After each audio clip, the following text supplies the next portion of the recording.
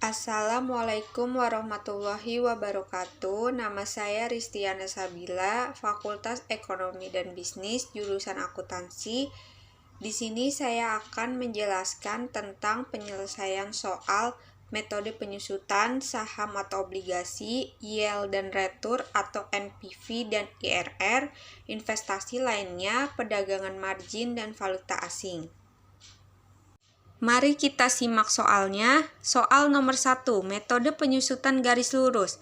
Pada tanggal 1 April 2016, PT BDC membeli sebuah mesin seharga 60 juta untuk memperlancar produksi. Umur ekonomis dari mesin tersebut diperkirakan 5 tahun dan nilai sisanya 4 juta. Mesin tersebut disusutkan dengan metode garis lurus.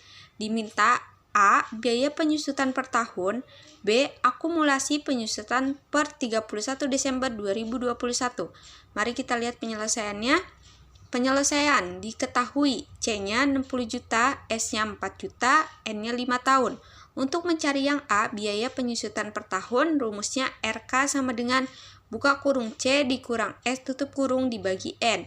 Buka kurung C-nya 60 juta dikurang S-nya 4 juta tutup kurung dibagi N-nya 5 sama dengan 11.200.000.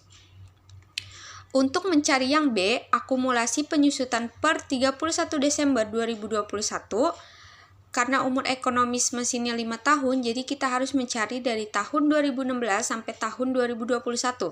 Tahun 2016, 9 dibagi 12, 9-nya dari bulan April sampai bulan Desember. Dikali nilai residunya 11.200.000, jadi beban penyusutannya 8.400.000. Akumulasi penyusutan 2016 yaitu 8.400.000. Tahun 2017, beban penyusutannya 8.400.000, akumulasi penyusutannya 8.400.000 ditambah 8.400.000 sama dengan 16.800.000. Tahun 2018, beban penyusutannya 8.400.000, akumulasi penyusutannya 16.800.000 ditambah 8.400.000 jadi 25.200.000. Tahun 2019, beban penyusutannya 8.400.000, akumulasi penyusutannya 25.200.000 ditambah 8.400.000 jadi 33.600.000. Tahun 2020, beban penyusutannya 8.400.000, akumulasi penyusutannya 33.600.000 ditambah 8.400.000 jadi 42 juta. Tahun 2021, 3 dibagi 12 dikali 8.400.000, beban penyusutannya jadi 2.100.000. Akumulasi penyusutannya 42 juta ditambah 2.100.000, jadi 44.100.000. Jadi akumulasi penyusutan per 31 Desember 2021 adalah 44.100.000. Soal nomor 2, saham atau obligasi. Sebuah obligasi bernilai nominal 12 juta dengan bunga J4 sama dengan 10% jatuh tempo dalam 5 tahun. Tentukan harga wajar obligasi jika investor mengharapkan yield 15% per annum. Mari kita lihat penyelesaiannya. Penyelesaian diketahui F-nya 12 juta, C kecilnya 10% dibagi 4 sama dengan 2,5%, kita desimalkan jadi 0,025, C besarnya 2,5% dikali 12 juta sama dengan 300.000, N-nya 5 tahun dikali 4 sama dengan 20 periode, I-nya 15% dibagi 4 sama dengan 3,75%, kita desimalkan jadi 0,0375, harga wajar obligasinya rumusnya P-nya sama dengan buka kurung 1 dikurang buka kurung 1 ditambah I tutup kurung pangkat minus N tutup kurung dikali C dibagi I ditambah F dibagi buka kurung 1 ditambah I tutup kurung pangkat N. Kita masukkan angkanya sama dengan buka kurung 1 dikurang buka kurung 1 ditambah I-nya 0,0375 tutup kurung pangkat minus 20 tutup kurung dikali 300.000 dibagi I-nya 0,0375 ditambah F-nya 12 juta dibagi buka kurung 1 ditambah I-nya 0,0375 tutup kurung pangkat 20 sama dengan 454.435.178. Soal nomor 3, yield dan return atau NPV dan IRR. Sebuah perusahaan mempertimbangkan usulan proyek investasi 150 juta, umur proyek tersebut diperkirakan 5 tahun tanpa nilai sisa. Arus kas yang dihasilkan tahun pertama 60 juta, tahun kedua 50 juta, tahun ketiga 40 juta, tahun keempat 35 juta, tahun kelima 28 juta. Diasumsikan RRR-nya 10%. Mari kita lihat penyelesaiannya. Penyelesaiannya dicoba dengan faktor diskonto 10%. Tahun pertama arus kas 60 juta dikali 0,9090 sama dengan 54.540.000. Tahun kedua arus kas 50 juta dikali 0,8264 sama dengan 41.320.000. Tahun ketiga arus kas 40 juta dikali 0,7513 sama dengan 30.052.000. Tahun keempat arus kas 35 juta dikali 0,6830 sama dengan 23.905.500.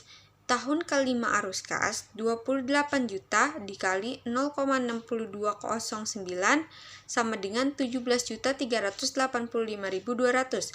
Total PV-nya sama dengan 167.202.200. Investasi awalnya 150 juta. NPV-nya 17.202.200. Perhitungan interpolasinya, selisih bunganya 10%, 16%, dan 6%. Selisih PV-nya 167.202.200, 100.131.700, 67.070.500. Selisih PV dengan investasi awalnya 167.202.200, 150 juta, 17.202.200, IRR-nya 10% ditambah buka kurung 17.202.200 dibagi 67.070.500 tutup kurung dikali 6% sama dengan IRR-nya 11,5388%. Soal nomor 4, investasi lainnya. PT Maju Belajar melakukan investasi sebesar 45.000, jumlah arus kas per tahun adalah 22.500, hitunglah periode payback-nya. Mari kita lihat penyelesaiannya. Penyelesaiannya periode payback sama dengan investasi awal dibagi arus kas dikali 1 tahun. Sama dengan investasi awalnya 45.000 dibagi arus kasnya 22.500 dikali 1 tahun. Jadi periode payback-nya sama dengan 2 tahun. 5. Perdagangan margin dan valuta asing. Ibu Mira berencana akan membuka usaha salon kecantikan di Singapura yang membutuhkan 100 dolar Singapura untuk modal usaha. Berapa rupiah yang harus ia siapkan jika ia mempunyai tabungan senilai 50.000 US dollar? Mari kita lihat penyelesaiannya. Penyelesaiannya untuk kurs jual 100 dolar Singapura dikali 9.553.39 jadi 955.339.000. Untuk kurs belinya 50.000 US dollar dikali 12.897 jadi 644.850.000. Jadi rupiah yang harus disiapkan sebesar 955.339.000 dikurang 644.850.000 jadi 310.489.000. Sekian penyelesaian soal tentang metode penyusutan saham atau obligasi, yield dan return atau NPV dan IRR, investasi lainnya, perdagangan margin dan valuta asing. Kurang lebihnya mohon maaf. Wabillahi taufiq wal hidayah. Wassalamualaikum warahmatullahi wabarakatuh.